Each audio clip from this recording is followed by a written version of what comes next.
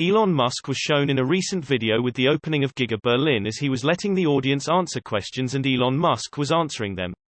This is very rare for a CEO of a trillion-dollar company to do. It's the behavior of something who has nothing to hide.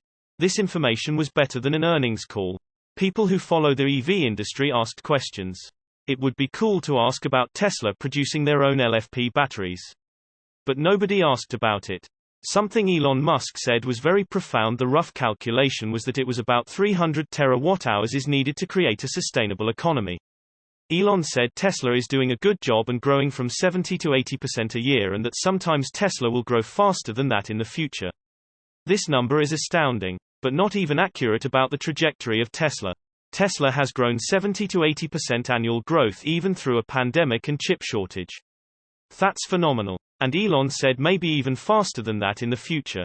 Wow. When companies talk about growth, they talk about earnings growth because this is the most important thing for the price tag of the stock. Tesla future production numbers. Elon was talking about vehicle production when he talked about the percentage growth. Elon just said we expect 70 to 80% growth to continue and maybe even faster in the future. All forecasts for Tesla trying to predict its future are at around 50% and not aligned with this much faster growth. Tesla has 2 more new factories about to reach volume production.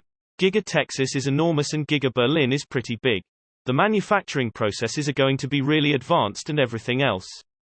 Tesla likely saw this additional growth before Wall Street and anyone else. I think this information is going over the media and Wall Street's head. Only true Tesla fans were at the Giga Berlin meeting. Only Tesla believers who he could speak the truth to and not sandbag. Let's take a look at the numbers. Let's take a 70% compound annual growth rate. By 2027, that gets us to 22,458,125 vehicles. Already over the 20 million Tesla has planned for the next 10 years. What about an 80% growth?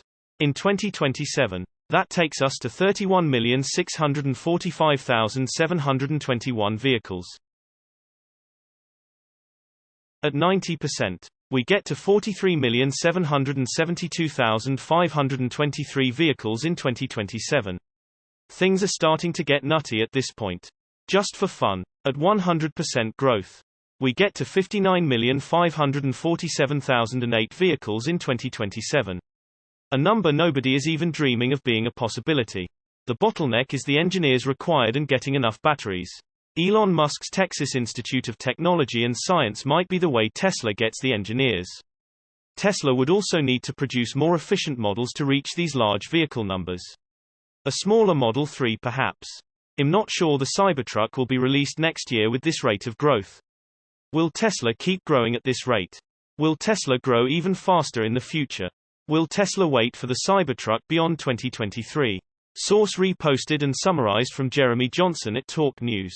My take: I think it will be 70% plus growth rate for a few years and then slow down to 50%-ish. Tesla stock split plans indicate massive position of strength. March 30, 2022. Tesla's second stock split in as many years and its manufacturing capacity, which has already grown considerably with new factory openings in 2022. Indicate a massive position of strength for the electric automaker. According to Wedbush analyst Dan Ives, who has held a bullish position on Tesla for years, sees parallels in Tesla's move for another stock split with Amazon, Google, and Apple's strategies. Tesla right now is in a massive position of strength in terms of where they're heading from a manufacturing perspective. In terms of Berlin, as well as Austin and overall demand. Ives said to Yahoo Finance in an interview, they have that high-class problem of a 4-digit stock. And I think it's something where you could always have the debate. But a stock split is a smart strategic move for Tesla. Just like it was for Amazon. Just like it was for Google. As well as for Apple. Tesla's last stock split, which took place in August 2020, gave young and retail investors the opportunity to get in on the stock as it rose to astronomical levels. Shares were trading at 3 times the value compared to the beginning of the year. And when Tesla announced the split on August 11, shares were trading at around $1,450. Shares exploded to $2,000 when the stock split at the end of August 2020. The price reset at around $460 per share. Tesla stock has bumped in value considerably over the past month. up over 25% since February 28. The automaker's opening of the Gigafactory Berlin facility in Germany earlier this month was a bullish move, as Tesla has been waiting for approval on the factory for about 6 months. Additionally, Tesla will open its new Gigafactory Texas plant in Austin soon, as it is still awaiting approval on a final version of the Model Y crossover. According to EPA documents, the stock split is IVE's biggest focus, especially as Tesla just announced it would let shareholders vote on the proposal during the annual meeting this summer. After shares dipped earlier this month due to inflation pressure that surged vehicle prices upward, the stock has performed a major turnaround and worked its way toward a potential split. You don't buy it because of a stock split. Ives added to his commentary during the interview. You buy it because fundamentally where you think it's gonna go. But the stock split is gonna be something that is a catalyst. Ives went on to mention the stock split has been a major discussion amongst investors for several months. I think it was smart to get out there. Ives said. The frequency of Tesla stock splits is a major indicator of strength in Ives' eyes. A company that's gonna do their second split in 2 years is not doing it because they're in a position of weakness. I think it shows a position of strength. Ives said. Last week, Ives told Teslarati Musk is flexing his muscles with the Berlin and Austin build-outs. And within the EV landscape. At this point, it's Tesla's world and everyone else is paying rent. Ives holds a $1,400 price target on Tesla stock and is ranked number 86 out of 7,918 analysts on tip ranks. Source reposted and summarized from Stephen Loveday at Teslarati. My take: one of the reasons Tesla is splitting their stock is the Dow Jones Index. They cannot get on it at their current levels. Getting on the Dow Jones would be great for Tesla investors as it will push the stock up for sure. Eye-opening interview with Elon Musk.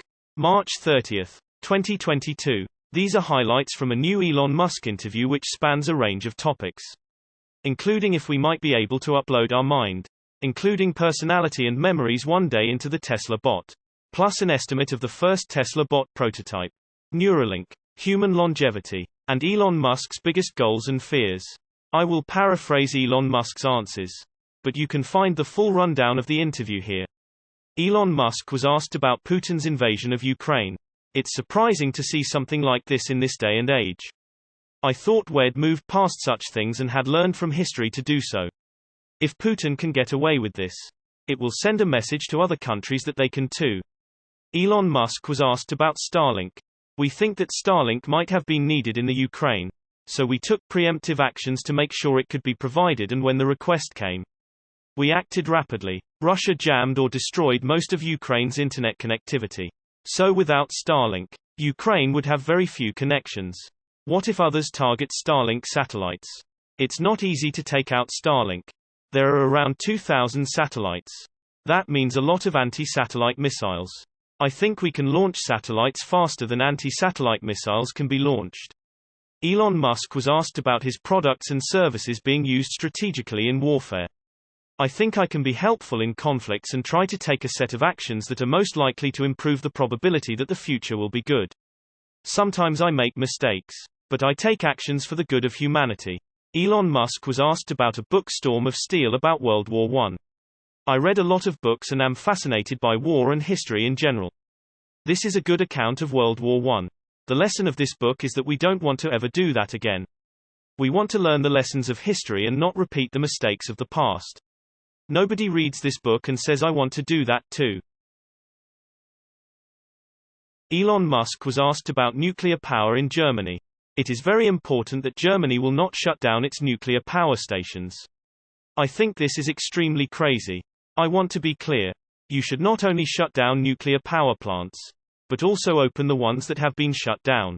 This is especially if you are nowhere near natural disasters like earthquakes and tsunamis. Elon Musk was asked about the future of energy. I think long term, most of civilization will get its energy from solar. So you need solar batteries. This is the long-term solution. But until then, we need to maintain nuclear. I can't say it enough. It's crazy to shout down nuclear energy right now. Elon Musk was asked about population collapse. Most people think that the world has too many people. This isn't true. Birth rates are declining. Look at the growth rate last year and see how many kids were born and multiply that by the life expectancy. That's a rough idea of how many people will be alive in the future. Is the trend positive or negative? It's negative. Elon Musk was asked about humanoid robots. With respect to AI and robotics, of course, I see things with some trepidation. Because I certainly don't want to have anything that could harm humanity. But humanoid robots are happening. Look at Boston Dynamics. There is improvement and demonstrations of that every year. Elon Musk said that the Optimus robot will be a general-purpose worker droid to do repetitive, boring, or dangerous tasks. Work nobody wants to do. This robot will be about the same size, shape, and capability as a human. I also believe we'll have a prototype in 2022 and some production in 2023. Elon Musk was asked about Neuralink. Neuralink in the short term is just about solving brain injuries, spinal injuries, etc. Neuralink will be helpful to someone who has lost the use of their arms or legs. This will be its primary use for the first many years. I also think it is possible we could download our human brain capacity into an Optimus robot. Elon Musk was asked about downloading our personalities into Optimus, the Tesla bot. Yes, we could download the things that we believe make ourselves so unique. We'll be in a different body. So that will be different. But for preserving our memories and our personality, I think we could do that. Elon Musk was asked about the singularity that Ray Kurzweil predicted. There is so much we do that is outsourced to technology. Memories are stored as pictures and video in our phones and computers. People can have video calls all around the world. We've amplified ourselves with computers. Things are changing fast. Elon Musk was asked about Starship to travel around Earth. I think you will be able to use Starship to get anywhere in the world in 30 minutes to an hour. Elon Musk was asked about life extension. It's a very ancient leadership in the US and it's hard to stay in touch with the age gap. No maximum ages were put when the US was first set up. If you are too young or old, it's difficult to stay in touch. Elon was asked about a maximum age. I think for political leadership, within 10 to 20 years of the average population age. For me, to maintain health for a long period of time. But I'm not afraid of dying. I think it would come as a relief. Elon Musk was asked about his $260 billion net worth. I do think that Putin is significantly richer than me. Elon Musk was asked about risk and Tesla and SpaceX. I thought I would lose everything many times, with a less than 10% chance of success. SpaceX and Tesla have been on the verge of bankruptcy many times. Tesla and SpaceX are fundamental for the future of humanity. What do you want to achieve the most? The most important thing right now is full self-driving. Then AI, then getting Starship working for making life multiplanetary. Elon Musk also mentioned that nothing is impossible and that the biggest threat to life is population collapse. Along with extremism, my biggest hope is also having life thrive on Mars. Source reposted and summarized from Jeremy Johnson at Talk News. Might take a small glimpse into the mind of a genius. I like everything other than the population thing. I don't see how Elon thinks we are not overpopulated. General Motors is benchmarking Tesla Model S Plaid. March 30, 2022. According to a recent article by GM Authority, General Motors reportedly has a Tesla Model S Plaid on hand for benchmarking. The publication claims it has confirmed that the Plaid is actually part of the automaker's benchmarking process. Which makes perfect sense considering GM's aggressive electric vehicle plans. GM has promised 30 new EVs across the globe by 2025. And it has made it very clear those electric vehicles will come in all shapes and sizes. From a wide variety of vehicle classes. While sedans have fallen out of favor on our shores. And the Model S doesn't sell nearly as well as the Tesla Model 3 or Model Y, it's certainly a force to be reckoned with. There's been plenty of talk of an eventual Corvette EV, and we do know that at least one of GM's 30 EVs is expected to have a sports car badge and sports car styling. Some suggest the automaker could focus on a fully electric high-performance Cadillac sedan or low-slung crossover. A Camaro EV would be fitting as well. Tesla has proven that electric cars aren't just polarizing, green-friendly commuter cars, and that EVs can deliver exceptional overall performance. Now, the rest of the industry is following suit with a host of compelling electric cars and SUVs coming to market at a much quicker rate. The Model S Plaid has a tri-motor all-wheel drive setup that delivers 1,020 horsepower. It boasts a 0 to 60 miles per hour time of just shy of 2 seconds in perfect conditions. a 9.23-second quarter-mile time, and a top speed of 200 miles per hour. However, Tesla says the top speed must be unlocked via a software update, which hasn't yet happened. In addition to the Plaid's performance specs, it also has more range than most EVs, and it's relatively efficient. Inside, the refreshed Model S is modern, spacious, and packed with technology. It features a controversial steering yoke, standard autopilot, and much more. However, despite the Model S Plaid's $135,990 starting price, it's not as luxurious as its rivals. GM Authority mentions that the automaker will probably design a Model S rival as a new Cadillac EV to truly compete with Tesla's flagship car. Competing automakers must strive to design a vehicle that offers exemplary performance, impressive efficiency, and the utmost practicality. Undercutting the Plaid's high sticker price would also offer a notable advantage. The publication shares this upcoming Caddy will likely be one of the luxury marque's new low-roof entries, which is one of several new Cadillac EV models outlined late in 2020. The other Cadillac EVs include an electrified variant of the popular Cadillac Escalade SUV, two new electrified crossovers, and the new Cadillac Celestiq Halo sedan. Source reposted and summarized from Stephen Loveday at Inside E versus S. My take: I am sure GM engineers are scratching their heads trying to figure out how to compete with Tesla. The answer is, they won't be able to compete.